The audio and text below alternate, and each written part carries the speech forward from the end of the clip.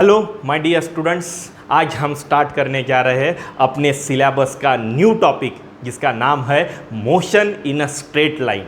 आज हम new topic भी start कर रहे हैं और अपने सब्जेक्ट का न्यू सेक्शन भी स्टार्ट कर रहे हैं जिसका नाम क्या है बेटा, मैकेनिक्स। तो बहुत इंटरेस्टिंग टॉपिक है और इस टॉपिक पे बहुत सारे questions previous year PYQs for NEET और जेई आ चुके हैं। तो चलिए शुरू कर देते हैं। पहले मैं हेडिंग डाल देता हूँ।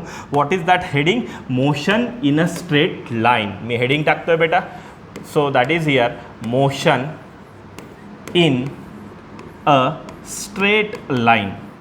Motion in a straight line. आता मोस्टली जर पाहायला गेलं बेटा, motion in a straight line याचे अजून काही नाव आहेत. क्या है बेटा, इसके और सारे टायटल आहे. याला आपण असं म्हणू शकतो वन डायमेन्शनल मोशन किंवा रेक्टिलिनियर मोशन और मोशन अलोंग द एक्सिस, असे वेगवेगळे नाव आहेत.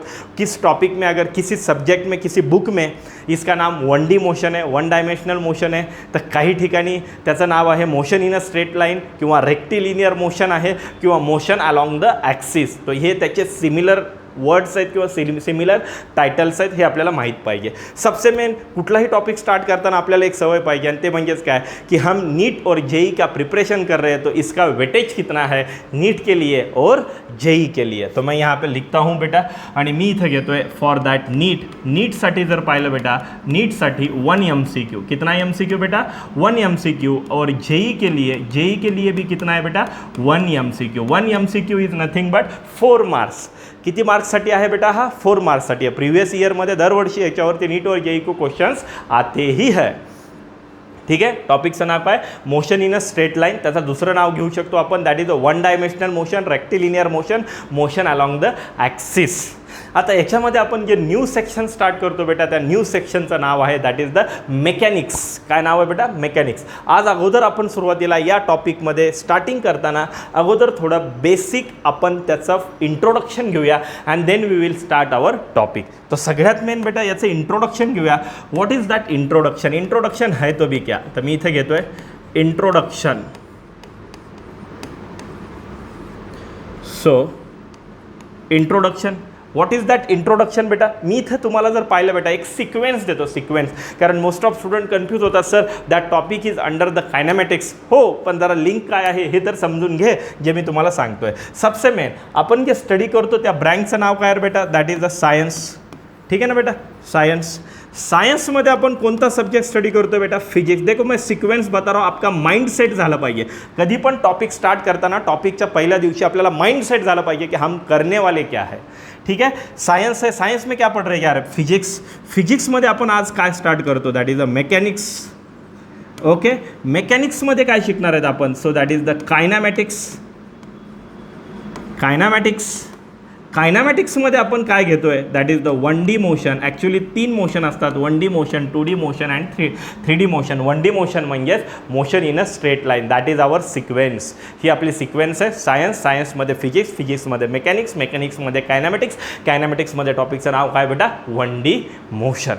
आता अपन इंट्रोडक्शन करताना जर पाहायला गेलं तो सायन्स के बारे में नहीं बताएंगे, ज़रूरत नहीं है. फिजिक्स के बारे में भी नहीं बताएंगे, ज़रूरत नहीं है. आपण थोडंसं इंट्रोडक्शन घेऊया कशाच्या रिलेटेड बेटा? मेकॅनिक्स. आणि मग परत काय घेऊया बेटा? कायनॅमॅटिक्स. आणि मग स्टार्ट करूया आपला topic that is the 1D motion. ही सिक्वेन्स माहीत पाहिजे. That is the mind set is very important. तो कभी भी याद रखो, 1D motion under the kinematics, kinematics under the mechanics, mechanics under the physics and physics under the science. तो सबसे बड़ा डॉन कौन है? सायन्स. और उसके अंडर एक सेक्शन, परत नेक्स्ट आणि आता आपण टॉपिक शिकतो त्या टॉपिकचं नाव आहे 1D मोशन. देखो बेटा दिमाग जैसे एकदम हल्का हो गया कि हम क्या कर रहे हैं, काय करतोय आपल्याला हे लगेच समजलं. आता आपण जाऊया, अरे यार थोड़ा मैकेनिक्स के बारे में पढ़ेंगे, ये मैकेनिक्स होता क्या है. तर मग आता आपण इंट्रोडक्शन घेऊया मैकेनिक्सचा की मैकेनिक्स कुणाला म्हणायचं किंवा मैकेनिक्स आहे तरी काय. तो मैं यहाँ पे हेडिंग डालता हूँ दॅट इज द मैकेनिक्स. मेकॅनिक्सच्या अंडर भरपूर टॉपिक्स आहेत बरं बेटा. आपल्या सिलेबसला नीट आणि जेईला मेकॅनिक्स के अंडर बहुत सारे टॉपिक आहे. कोणकोणते sir? 1D motion, 2D motion, laws of motion, friction, work energy power, collision, circular motion, rotational motion, gravitation and oscillation, that is the SHF। इतने सारे मैकेनिक्स के अंडर क्वेश्चन टॉपिक है, ये आपल्याला कळायला पाहिजे। आणि कायनेमॅटिक्स के अंडर 3 ही टॉपिक है, 1D 2D एंड 3D। तो ये मैं आपको यहाँ पे बता रहा हूँ। आता हे जे मैकेनिक्स है, मैकेनिक्स काय, मी इथे काय डेफिनेशन नाही सांगणार, it is a branch of physics वगैरे कुछ नाही, एकच सेंटेन्स सांगेल तो तुम्हाला पूर्ण काही नॉलेज देईल। काय की what is the mechanics? Mechanics is the study of motion of body due to the effect of various forces. वेगवेगळ्या फोर्सेसमुळे एखाद्या बॉडीमध्ये जी मोशन आली त्या मोशनची स्टडी करणे म्हणजेच काय आहे बेटा? मेकॅनिक्स है। तो मैं यहाँ पे लिखता हूँ, so study of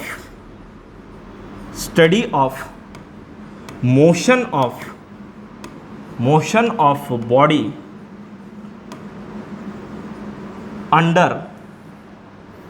under the effect of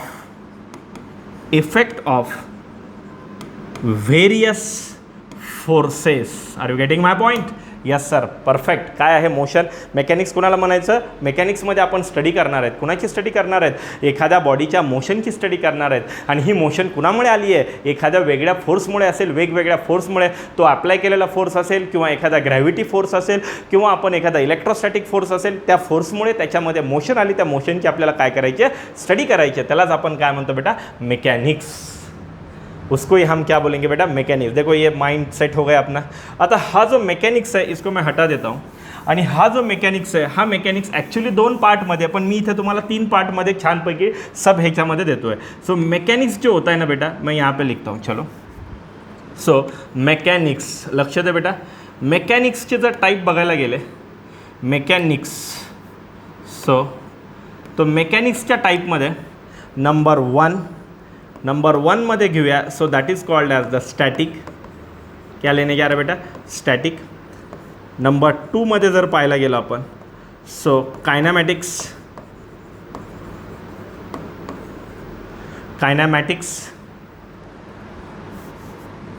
so देख लो बेटा, kinematics. And number 3 that is here dynamics. ठीक आहे, हे 3 पार्ट आपण कन्सिडर केले जातात। ॲक्च्युली हे 2 पार्ट जे आहे, डायनामिक्स आणि kinematics, it is the part of that motion. म्हणजे ॲक्च्युअलमध्ये जर पाहायला गेलं आपण तर मेकॅनिक्सचे 2 पार्ट, एक स्टॅटिक आणि दुसरा मोशन, आणि त्या मोशनमध्ये 2, एक कायनेमॅटिक्स आणि एक डायनामिक्स। याच्यामध्ये आपण काय शिकणार आहेत बेटा? कायनेमॅटिक्स। स्टॅटिक कुणाला म्हणायचं? स्टॅटिक इज नथिंग बट बॉडीची स्टडी करायची आहे, पण बॉडी आराम करते, म्हणजे बॉडी कशी आहे बेटा? रेस्ट आहे। जैसे की इलेक्ट्रोस्टॅटिक्स, हायड्रोस्टॅटिक्स, इथे बघितलं तर स्टॅटिक वर्ड आला आहे। स्टॅटिक म्हणजे ते पर्टिक्युलर बॉडी किंवा ते पर्टिक्युलर जे पार्टिकल जे काही आहे तो कोणत्या कंडिशनला आहे? रेस्ट, आराम। जगह से हिल रहा है क्या? नहीं, म्हणजे त्याचं डिस्प्लेसमेंट, वेलॉसिटी, ॲक्सेलरेशन सगळ्या पॅरामीटर्स किती असणार आहेत बेटा? 0। सो याला आपण म्हणतो स्टॅटिक। आता हे जर पाहिलं आपण, कायनेमॅटिक्स कुणाला म्हणायचं आणि डायनामिक्स कुणाला म्हणायचं? आता इथे बघ, कायनेमॅटिक्समध्ये पण आपण स्टडी करतोय बॉडीच्या मोशनची, डायनामिक्समध्ये पण आपण स्टडी करतो बॉडीच्या मोशनची, पण कायनेमॅटिक्समध्ये ज्या बॉडीच्या मोशनची स्टडी करतो त्या मोशनचं कॉज इज नॉट नेसेसरी। म्हणजे मी इथं घेतो, so that is here cause of motion is not considered. ठीक है, और यहाँ पे मैं लिखता हूँ cause of motion is considered. Sir क्या है, समझ में नहीं आया? आपल्याला कळालं पाहिजे। आपण मेकॅनिक्स घेतोय, मेकॅनिक्समध्ये बॉडीच्या मोशनची स्टडी करतो, 3 पार्ट घेतले। स्टॅटिक म्हणजे बॉडी कशी आहे बेटा? रेस्टवरती आहे, ती जागेवरून हलणार नाही आहे, त्याला आपण स्टॅटिक म्हणूया। त्याच्यानंतर कायनेमॅटिक्स आणि डायनामिक्स या दोघांमध्ये पण आपण एखाद्या बॉडीच्या मोशनची स्टडी करतो आहे, पण त्या बॉडीमध्ये जी मोशन आहे त्या मोशनचं कारण आपल्याला काही गृहीत धरायचं नाही किंवा त्याच्याबद्दल स्टडी करायची नाही आहे, त्याला कायनेमॅटिक्स म्हणायचं। आणि तो कशामुळे, कुणामुळे तो मोशनमध्ये आहे, that cause is considered, that time we can say that is a dynamics. जसं कायनेमॅटिक्समध्ये जर टॉपिक बघितलं, 1D motion, 2D motion, 3D motion, ये देख लो बेटा, बॉडी है, घूम रही है, घूमने दो, मोशन में है, क्यों है? Not necessary, that is called kinematics. आणि इथे जर बघितलं डायनामिक्स, डायनामिक्समध्ये आपण स्टडी करणार आहेत बॉडीच्या मोशनची, पण ती मोशन कुणामुळे आहे त्यालाही कन्सिडर करणार आहे। जसं की याचं एक्झाम्पल थर्मोडायनामिक्स, बरोबर आहे का बेटा. थर्मोडायनामिक्स आपण जर बघितलं, हायड्रोडायनामिक्स, थर्मोडायनामिक्स, याच्यामध्ये की आपल्याला डायनामिक्स म्हणजे मोशन आहे पण त्याचं कॉज पण कन्सिडर करणार आहे. जसं की थर्मोडायनामिक्समध्ये dynamics is nothing but the motion आणि ती कुणामुळे, thermo is called as the temperature. Okay. Hydrodynamics में डायनामिक्स में हाइड्रो म्हणजे लिक्विड इज इन फ्लो. तो ये भी आपको यहाँ पे समझ में आना चाहिए. हे सगळं मी तुम्हाला इंट्रोडक्शन सांगतो, आपलं माइंड सेट करून देतो टॉपिकसाठी की आपल्याला टॉपिकमध्ये करायचं आहे काय. तर सिम्पल आहे, सायन्समधून उडी मारली फिजिक्समध्ये, तिथून जंप केली आपण मेकॅनिक्समध्ये, मेकॅनिक्समधून आपण जंप करतो कायनामॅटिक्समध्ये. मेकॅनिक्समध्ये आणि कायनामॅटिक्समध्ये जर बघितलं तर मेकॅनिक्समध्ये बॉडीच्या मोशनची स्टडी, पण त्या बॉडीच्या मोशनची स्टडी करताना ती मोशन कुणामुळे आली आहे याचं काहीही घेणं देणं नाही आहे. त्यावेळेस आपण त्याला काय म्हणूया बेटा, कायनामॅटिक्स. आणि त्या कायनामॅटिक्समध्ये आपण जर बघितलं तर आपल्याला किती टाईप मिळणार आहेत बेटा, 3. 1D motion, 2D motion and 3D motion. Are you getting my point. याचं पण एक्झाम्पल दिलं आहे, याचं पण एक्झाम्पल दिलं आहे. चलो अभी हम जाएंगे कायनामॅटिक्सकडे. ठीक आहे. आता आपण जाऊया कायनामॅटिक्सकडे. काय आहे कडे, what is that कायनामॅटिक्स.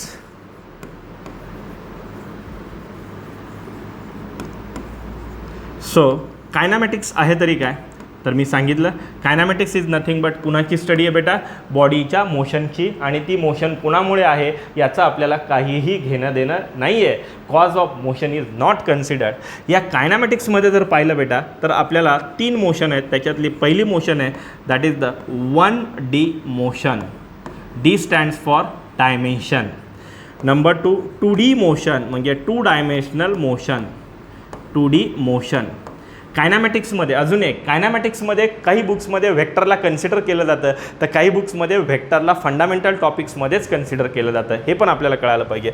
2D motion and number 3 that is called as the 3D motion. हे टॉपिकच आहेत. या टॉपिकमध्ये जर पाहिलं बेटा 1D मोशन म्हणजेच 1 डायमेन्शनल मोशन, म्हणजेच motion in a straight line जो आपला टॉपिक आहे.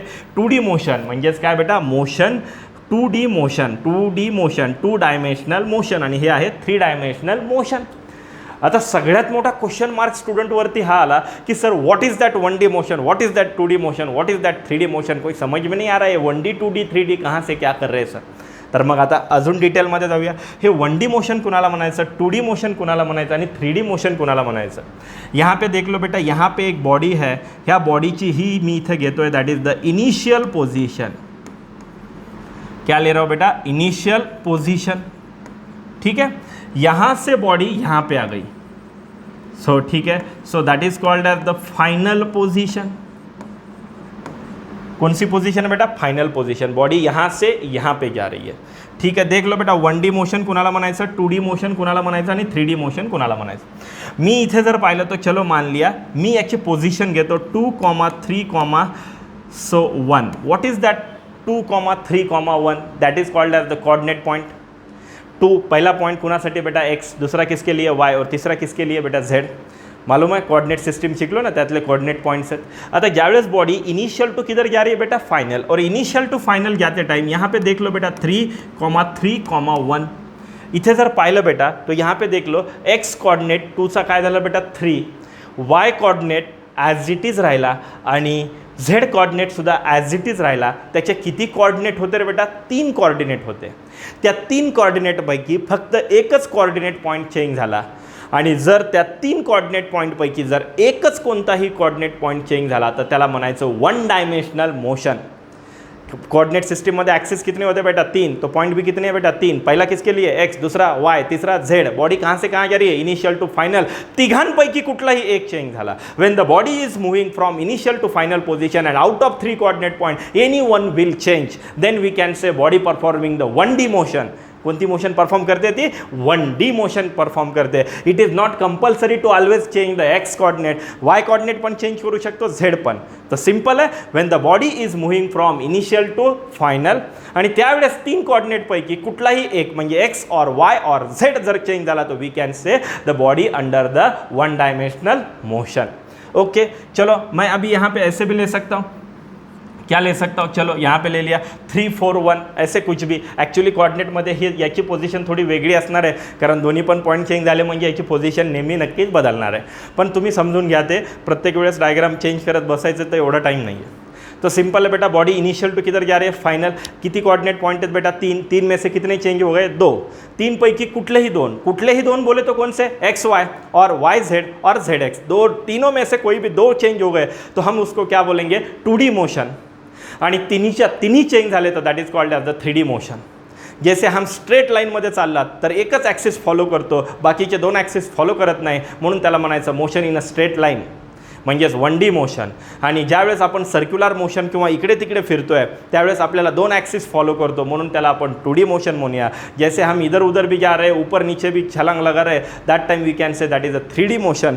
तर हे आपल्याला कळायला पाहिजे बेटा. तो ये माइंड सेट हो गया अपने को, एकदम स्टँडर्ड लँग्वेजमध्ये सांगितलं आहे, perfect to that level of NEET and JEE. 1D motion कुणाला म्हणायचं, 2D और 3D मोशन आहे म्हणल्यानंतर बॉडी यहाँ से वहाँ जा रही, यहाँ बोले तो इनिशियल, वहाँ जा रही, म्हणजेच काय रे बेटा, फायनल. आणि इनिशियल टू फायनल जाताना 3 कोऑर्डिनेटपैकी कुठलाही एक बदलला, 1 डायमेन्शनल मोशन, कुठलेही 2 बदलले, 2 डायमेन्शनल मोशन, आणि तिन्ही बदलले, 3 डायमेन्शनल मोशन. ठीक आहे. तर आपण कोणता टॉपिक घेतो बेटा, 1 डायमेन्शनल मोशन. म्हणजे इथे याचा एकतर एक्स कोऑर्डिनेट बदलणार किंवा वाय कोऑर्डिनेट बदलणार किंवा झेड कोऑर्डिनेट बदलणार. ज्यावेळेस एक्स कोऑर्डिनेट बदलतो आणि बाकीचे 2 बदलत नाही त्यावेळेस तो एक्स ॲक्सिसला फॉलो करतो आहे. ज्यावेळेस तो वाय कोऑर्डिनेट चेंज करतो आणि बाकीचे 2 कोऑर्डिनेट चेंज होत नाही त्यावेळेस तो वाय ॲक्सिसला फॉलो करतो. आणि ज्यावेळेस झेड कोऑर्डिनेट बदलतो, बाकीचे 2 बदलत नाही त्यावेळेस तो झेड ॲक्सिसला फॉलो करतो. त्यालाच आपण म्हणूया motion along the axis. Okay. इतकं इंटरेस्टिंगमध्ये सांगतोय ना, प्रत्येकाचं माइंड सेट करतोय. कधी पण टॉपिकचं पहिलं लेक्चर म्हणजे आपलं एक माइंड सेट करायचं की आपने को करना क्या है. ठीक आहे. तो ठीक आहे. मग आता 1D मोशनमध्ये एंट्री मारूया आपण. ठीक आहे बेटा. 1 डायमेन्शनल मोशन, त्यालाच आपण काय म्हणूया, motion in a straight line. आता मोशन इन अ स्ट्रेट लाईनमध्ये आपण एंट्री करताना सगळ्यात महत्त्वाचं ते म्हणजेच पहिला पॉईंट घेऊया आणि त्या पहिल्या पॉईंटला आपण म्हणूया डिस्टन्स अँड डिस्प्लेसमेंट. काय घेणार आहोत आपण, डिस्टन्स अँड डिस्प्लेसमेंट. तो first point of this topic, या टॉपिकचा पहिला पॉईंट घेऊया आणि तो पहिला पॉईंट मी इथे घेतो आहे. चलो मैं यहाँ पे क्या करता हूँ बेटा, इथे बघ. सो हेडिंग डाल रहा हूँ, डिस्टेंस एंड डिस्प्लेसमेंट. अभी कोई बच्चे बोलेंगे सर ये तो हमें स्कूल में हुआ है. ओके, अच्छी बात है, लेकिन स्कूल में तुझे वेक्टर नहीं हुआ था. आता आपल्याला वेक्टरचा यूज़ करायचा. आता इथून पुढच्या प्रत्येक टॉपिकमध्ये आपने को वेक्टर का भी यूज़ करना है अँड युनिट्स अँड मेजरमेंटचाही आपल्याला इथे यूज़ करायचं. हे सगळ्यात मेन आहे. युनिट्स अँड मेजरमेंटमध्ये आपण डायमेन्शन्स काढायचो, पण बेटा डायमेन्शन्समध्ये वेगवेगळ्या डायमेन्शनच्या वेगवेगळ्या फिजिकल क्वांटिटी असायच्या, ते आपल्याला झालेल्या पण नसायच्या, त्या पुढे होणार आहेत, त्याच्यामुळे जास्त पाठ करायची गरज नाही आहे.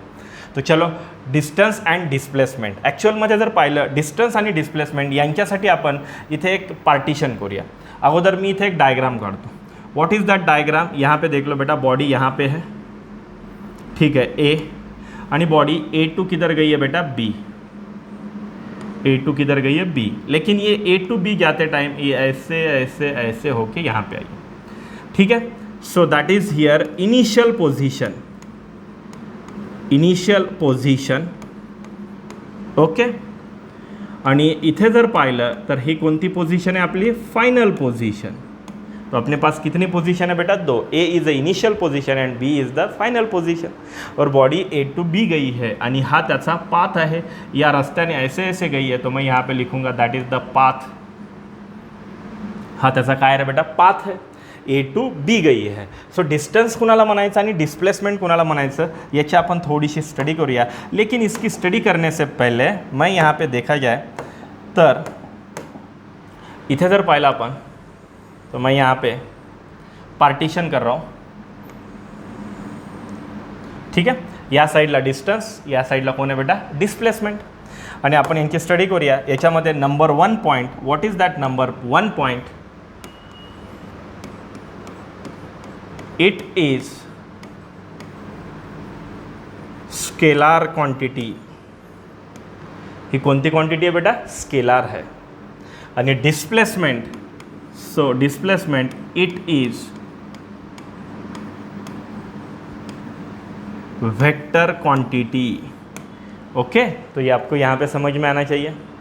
एक आहे स्केलर क्वांटिटी तर एक काय आहे, वेक्टर क्वांटिटी आहे. म्हणजे आपण जर पाहिलं तर डिस्टन्सला आपल्याला डायरेक्शनची गरज नाही आहे, पण डिस्प्लेसमेंटला डायरेक्शनची गरज आहे. हे एक पार्ट आहे त्यांचा. अभी यहाँ पे देख लो number 2. What is that number 2? Distance कुणाला म्हणायचं? Distance is nothing but actual path followed by body. बॉडीने ॲक्च्युअल पाथ जो फॉलो केला आहे त्या पाथलाच आपण काय म्हणायचं? डिस्टन्स. सो डिस्प्लेसमेंट काय आहे? Shortest distance between initial and final position. Shortest distance. आता बघ हे ए आणि बी याच्यातलं शॉर्टेस्ट डिस्टेंस बोले तो ये एक ही है. ओके आणि याला आपण ए टू बी जा रहे इनिशियल टू फाइनल, तो इसको हम क्या बोलेंगे बेटा? डिस्प्लेसमेंट. आणि हा जो पाथ फॉलो केला आहे त्याला काय म्हणूया बेटा आपण? डिस्टन्स. ज्या रस्त्याने तू गेला आहे that is called as the distance. आणि इनिशियल आणि फायनलमधलं जे शॉर्टेस्ट व्हॅल्यू आहे, अमाऊंट आहे, त्याला काय म्हणायचं आपण? डिस्प्लेसमेंट. ओके आता याला जर बघितलं तर डिस्टन्सला डायरेक्शनची गरज नाही आहे म्हणून इथं म्हणतो इट नॉट रिक्वायर्ड डायरेक्शन, म्हणून इथे घेतो नो डायरेक्शन. याची डायरेक्शन नाही आहे. आणि इथे जर पाहिलं नंबर 3 याची डायरेक्शन कुठून कुठे आहे बेटा? Initial to final position. Okay that is here initial to final. इनिशियलपासून फायनलपर्यंत जो डायरेक्शन आहे त्यालाच आपण डायरेक्शन ऑफ काय म्हणूया बेटा? डिस्प्लेसमेंट. बेसिक आहे, जास्त हे नाही आहे, पण काही पॉईंट्स याच्यातले इंटरेस्टिंग आहेत, याच्यावरती इम्पॉर्टन्स आहेत. ये भी आपको यहाँ पे मालूम होना चाहिए. तर हे घेतलं आपण डिस्टन्सच्या रिलेटेड. हे काय घेतलं? डिस्प्लेसमेंट. कितने पॉईंट हो गए बेटा? 3. It is a scalar quantity, it is a vector quantity. हा पाथवरती डिपेंड आहे, हा इनिशियल आणि final position. Okay no direction. आणि हे जर बघितलं इनिशियल टू फाइनल ही त्याची काय रे बेटा? डायरेक्शन है. ये सबसे मेन. मैं यहाँ पे और हटा देता हूँ इसको. देख लो बेटा 3 पॉइंट हो गए.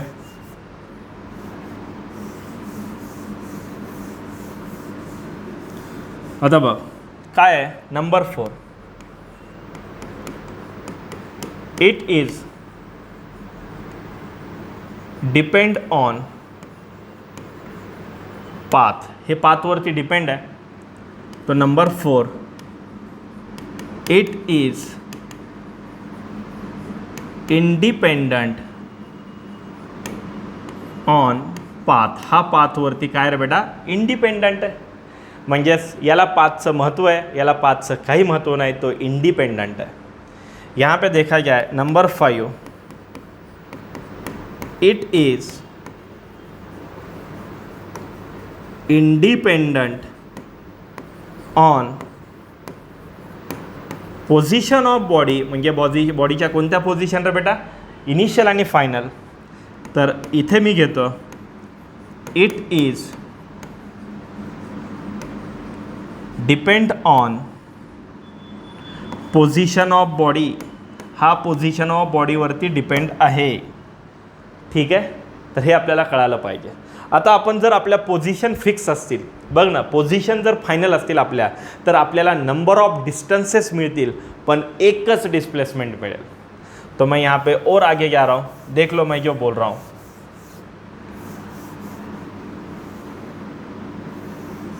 क्या लेने जा रहा हूँ देख लो बेटा. सो 5 6 झाले असतील, हे 6 नंबर. ते म्हणजेच काय? For fixed position of body gives different infinite distances. आणि इथे घेतोय आणि ते म्हणजेच काय? For fixed position of a body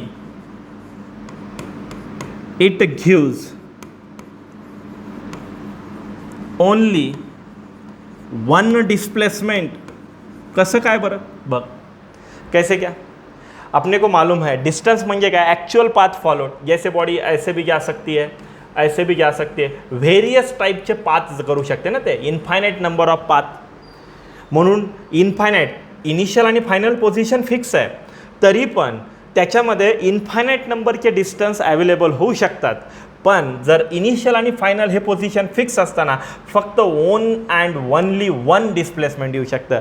कारण डिस्प्लेसमेंट म्हणजे कमीत कमी अंतर, दॅट इज द शॉर्टेस्ट. तो कधी भी याद रखो, ज्यावेळेस बॉडीची पोझिशन फायनल असेल त्यावेळेस number of infinite number of distances are there, but the displacement is only one. फक्त एक आणि एकच डिस्प्लेसमेंट असणार आहे. तो ये भी आपको यहाँ पे मालूम होना चाहिए. अभी मैं आगे जाता हूँ आणि ते म्हणजेच काय, कैसे देख लो बेटा. 7 नंबर जो कुछ है. Number 7, distance always positive for moving body. कुठल्याही मूविंग बॉडीवरलं डिस्टन्स हे नेहमी पॉझिटिव्ह असतं. अभी यहाँ पे देख लो बेटा, काय आहे बेटा, displacement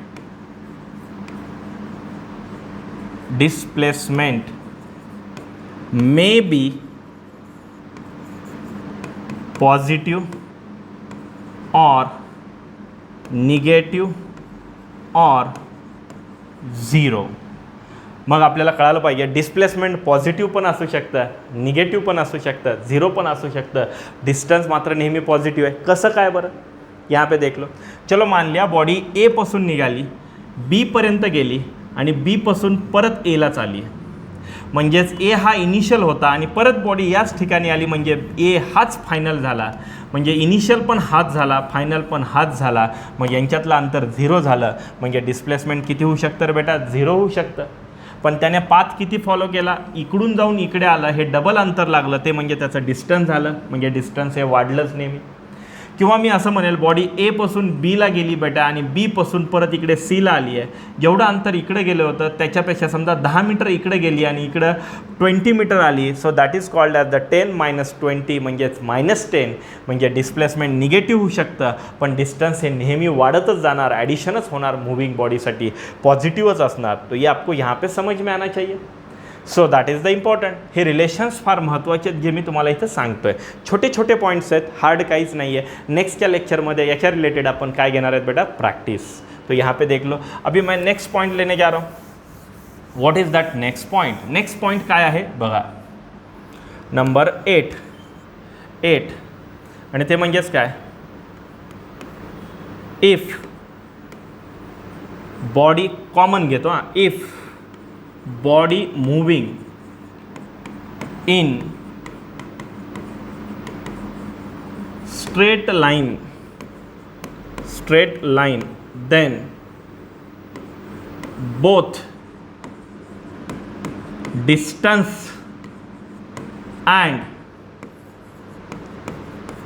displacement are equal. Sir example बताओ. चलो body A to B straight गई है, तो ओके, हे इनिशियल हे फायनल, हा त्याचा पाथ आहे आणि हेच त्याचं शॉर्टेस्ट डिस्टन्स आहे. म्हणजे दोघांची व्हॅल्यू काय झाली बेटा, सेम.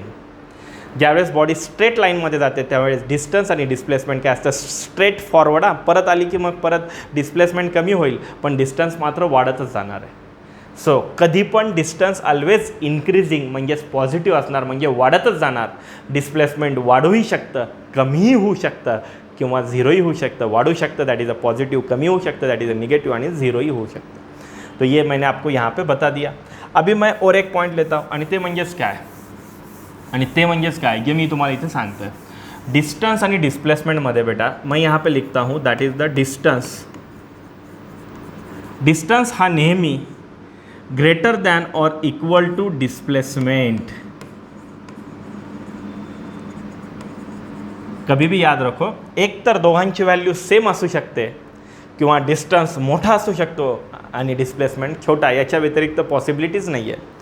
तो आपको समझ में आना चाहिए, या तो दोनों सेम हो सकते हैं ज्यावेळेस स्ट्रेट लाईनमध्ये जातात, नाहीतर नेहमी डिस्टन्स हा मोठा असणार आणि डिस्प्लेसमेंट हा काय असणार बेटा, छोटा असणार. तो ये आपको यहाँ पे मालूम होना चाहिए, जो मैंने आपको यहाँ पे बताने की कोशिश किया.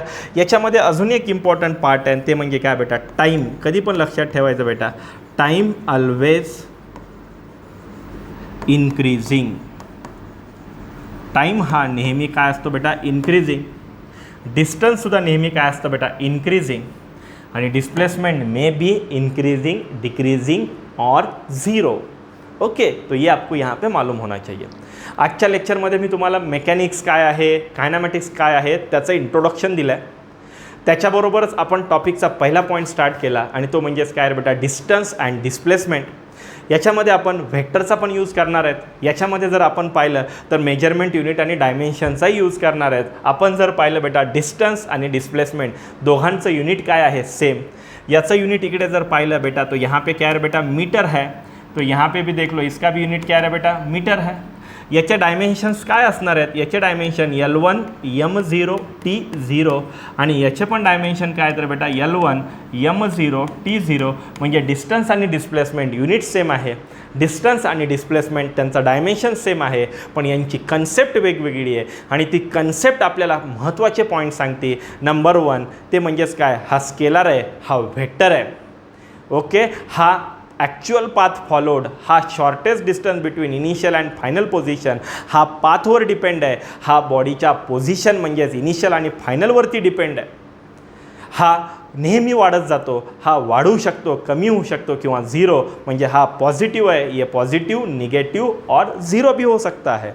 जर बॉडी स्ट्रेट लाइन में जा रही है तो दोनों की वैल्यू क्या होगी बेटा, सेम होगी. ये सबसे मेन है. अगर वो यहाँ पे देखा जाए आणि ते म्हणजेच काय, डिस्टन्स आणि डिस्प्लेसमेंटची स्टडी करताना डिस्टन्स हे इन्फायनाईट असू शकतात, कारण वेगवेगळ्या पाथने आपण त्या ठिकाणी जाऊ शकतो, पण डिस्प्लेसमेंट नेहमी एकच असणार आहे. ये मैंने आपको यहाँ पे बता दिया. आणि कधी पण distance is always greater than और इक्वल टू डिस्प्लेसमेंट. डिस्टन्स या तो बड़ा हो सकता है या तो दोनों सेम हो सकते हैं. हे दोन्ही सेम कधी असणार, ज्यावेळेस स्ट्रेट लाईनमध्ये चाललाय तो. ठीक आहे ना बेटा. आणि दुसरी स्ट्रेट लाईनच्या व्यतिरिक्त कुठलंही असेल तर मोठं कोण असणार आहे, डिस्टन्स. याच्यामध्ये टाईमला कन्सिडर केलं तर आपल्या टॉपिकमध्ये टाईम ही ऑलवेज इन्क्रीजिंगमध्ये आहे आणि मोस्टली दोघांचं युनिट सेम आहे आणि दोघांचे डायमेन्शनसुद्धा काय तर बेटा सेम आहेत. देख लो, एकदम इंटरेस्टिंग, एकदम रिलॅक्समध्ये मी सांगतो, डोक्यावरती लोड येऊ देत नाही आहे. नेक्स्ट लेक्चरमध्ये आपण डिस्प्लेसमेंट आणि डिस्टन्सचे काय घेणार आहे तर बेटा, various types of questions, that is the practice. ठीक है, तो आज के लिए इतना ही काफ़ी है. सब पैकअप.